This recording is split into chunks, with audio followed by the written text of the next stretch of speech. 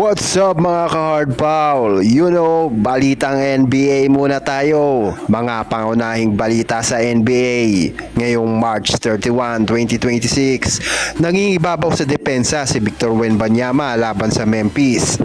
Habang umiscore ng 47 points si Shai Gilgeous-Alexander para dalhin ang Thunder sa panalo kontra Pistons. Naglaro naman sa parehong court sina LeBron James at Bronny James laban sa Washington Wizards.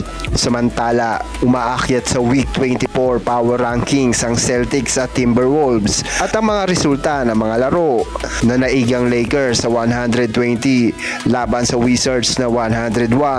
Nanalo ang Lakers sa pangunguna nila LeBron James at Bronny James, habang ang Thunder tinalo naman ang Pistons sa overtime trailing na 114-110. Umiscore ng 47 points si Shai Gilgeous-Alexander. Samantala sa San Antonio Spurs, may 7 blocks at 3 steals si Victor Wembanyama at ika-11 game niya nga na may 10 combined steals at blocks na naigang Spurs sa 129-114. Nanalo naman ang Hawks over Celtics 112-102.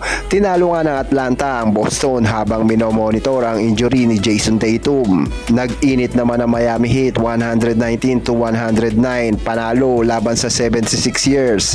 Habang nagtala si Tyler Hero ng 30 points. Sinakmal naman ang Minnesota Timberwolves 124-94 ang Dallas Mavericks. Malaking panalo nga ng Minnesota kontra Dallas. Samantala, hinati naman ang Cavaliers ang Utah Jazz 122-113.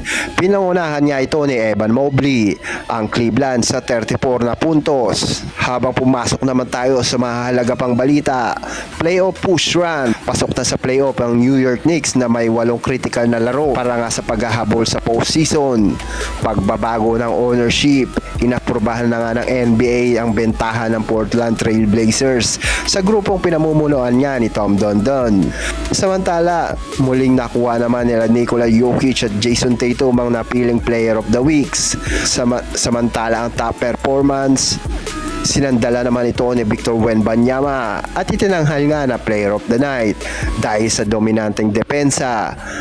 At nangunguna na nga rin siya sa MVP ladder race. At yan ang mga balita ngayong araw sa NBA. Pero kung bago ka pa sa ating channel mga ka-hardpal, huwag mo naman kalimutan na subscribe ang ating channel and click the notification bell para updated ka sa mga NBA updates dito lamang sa Hardpal Entertainment.